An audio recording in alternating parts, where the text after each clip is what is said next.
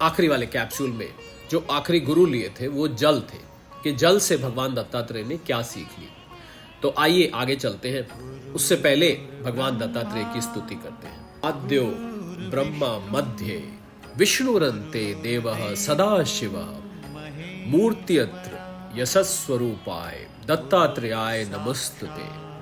ब्रह्म ज्ञानमयी मुद्रा वस्त्रे चाकाश भूतले प्रज्ञानधन बोधाय दत्तात्रेयाय नमस्तुते। अर्थात जो आदि में ब्रह्मा, मध्य में विष्णु तथा अंत में सदाशिव है, उन भगवान दत्तात्रेय को बारंबार नमस्कार है। ब्रह्म ज्ञान जिनकी मुद्रा है, आकाश और भूतल जिनके वस्त्र हैं, तथा जो साकार प्रज्ञान धन स्वरूप है, उन भगवान दत्तात्रेय को बारंबार नमस्कार है।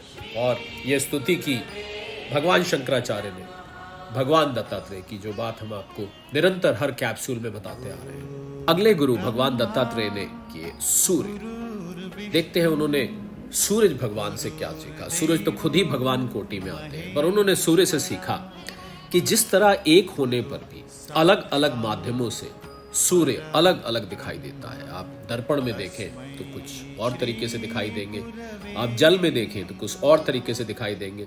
किसी दीवार पर जल डाल दें, वहां पर रिफ्लेक्शन आए, जहां से भी रिफ्लेक्शन आएगा सूर्य का ही, पर माध्यम बदलते जाते हैं। ऐसे ही आत्मा भी एक ही है, लेकिन वो कई रूपों में हमें दिखाई देती है।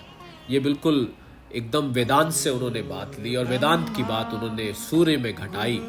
ब्रह्म विद्या की बात ली, सीधा सीधा उन्होंने सूर्य से और भी सीख ली, एक व्यवहारिक सीख भी ली कि जिस प्रकार सूर्य अपने कर्म के प्रति नियत होता है, प्रतिदिन अपने समय से उदय और अपने समय पे अस्त होता है, और बिना किसी विलंब के वो अपना प्रकाश समाज में प्रदान करता रहता है, निरंतर करता रहता है, और बिना किसी भेदभाव के अपना प्रकाश प्रदान करता है। वो ना तो किसी समुदाय विशेष में और ना ही किसी व्यक्ति विशेष के लिए भेद रखता है। एक जैसा, एक दिन भी ऐसा नहीं होता जिस दिन उसका उदय ना हो।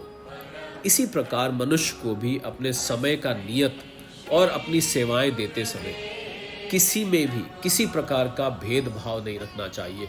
ये एक व्यवहारिक सीख भी उन्होंने सूरज भगवान से ली। अगले गुरु भगवान दत्तात्रेय ने बनाए पवन, वायु।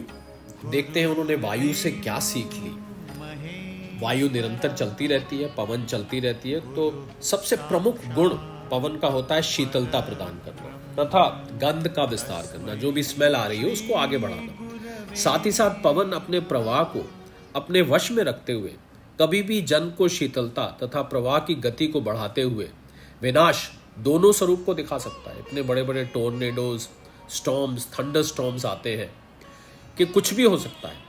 पवन किसी भी परिवेश में अपने गुण को उसके अनुरूप निर्धारित करता है।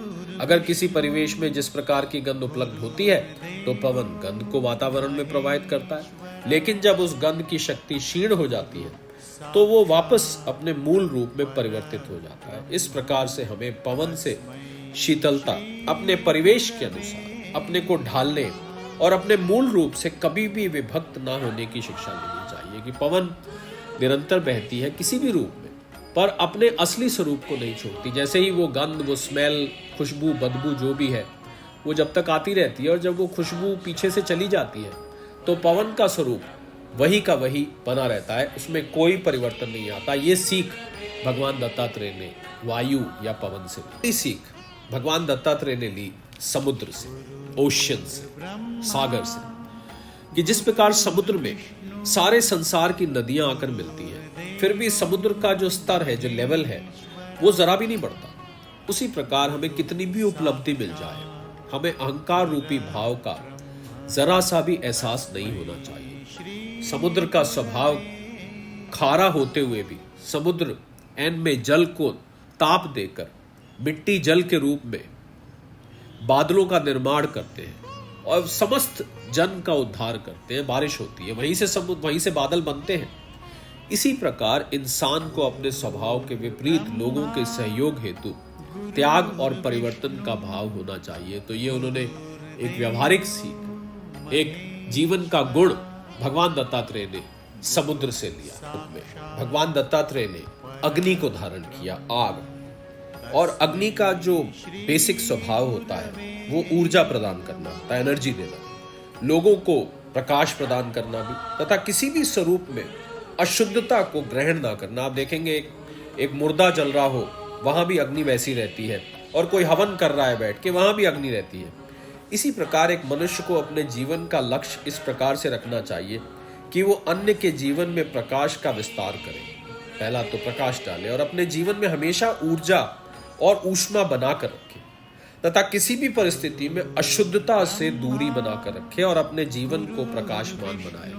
तो अग्नि की तरह निष्स्पर्श रहे, किसी भी परिस्थिति में रहे, उस जगह की अशुद्धता, उस जगह के बुरे गुण उसमें नहीं आने चाहिए। ये सीख उन्होंने अग्नि से ली। जिस प्रकार अग्नि सदा ही पवित्र रहती है, भगवान दत्तात्रेय ने चंद्रमा को लिया। उन्होंने चंद्रमा से सीख ली कि चंद्रमा का मेन गुण शीतलता और प्रकाश दोनों एक साथ प्रदान करना होता है। गेहूं के बीज में जो रस आता है वो चंद्रमा से ही आता है, उसकी शीतलता से आता है। अगर चंद्रमा की शीतलता ना हो तो ये धरती इतनी गर्म हो जाए कि रहना मुश्किल हो जाए।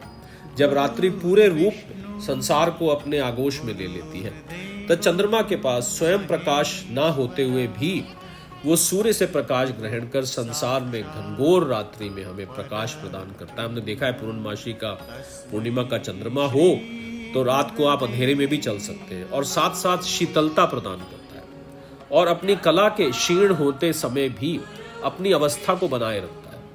इसी प्रकार मनुष्य को भी संसाधनों की चिंता करे बगैर समाज में सहयोग की भावना रखनी चाहिए, और किसी भी स्थिति में अपनी शालीनता को बनाकर रखना चाहिए। और जिस प्रकार चंद्रमा की कला घटने और बढ़ने से चंद्रमा के स्वभाव पर कोई अंतर नहीं पड़ता, चाहे सूरज भगवान उस पर प्रकाश डाल रहे हो या नहीं डाल रहे हो, चंद्रमा अपना स्वरूप बनाए रखता है। इसी प्रकार जीव पर भी किसी कला के घटने बढ़ने का कोई असर नहीं होना चाहिए। इसमें, इस सीख में व्यवहार भी छुपा है और इस सीख में वेदांत भी छुपा है। और आखिरी गुरु के रूप में भगवान दत्तात्रेय ने पृथ्वी को लिया। तो पृथ्वी, हम देखते हैं कि पृथ्वी पर कोई मकान बनाए, कोई पृथ्वी में खुदाई करे, कोई पृथ्वी में खेती करे।